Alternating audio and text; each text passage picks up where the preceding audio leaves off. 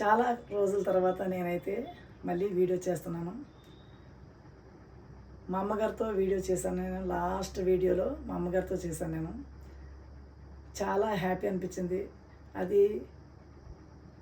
అదే last video. తర్వాత మళ్ళీ ఇన్ని రోజులకి నేను మళ్ళీ వీడియో చేయాలనిపించింది. మధ్యలో మా అమ్మగారు ఎక్స్పైర్ అయ్యారు. చాలా బాధ అనిపించింది.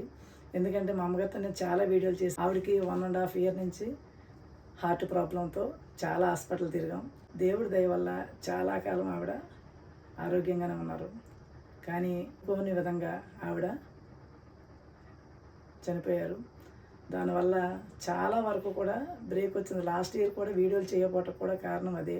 ఆ వీడియో చూసినప్పుడు నాకు ఇంకా బాధ అనిపిస్తుంది.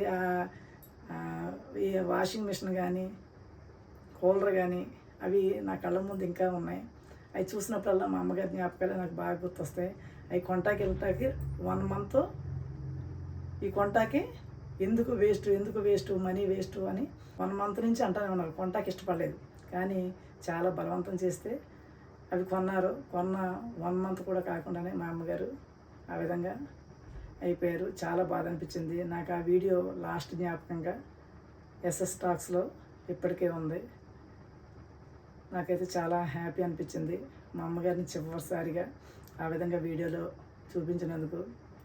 Thank you so much. ఇక నుంచి మంచి మంచి అప్డేట్స్తో మీ ముందుకైతే వస్తాను.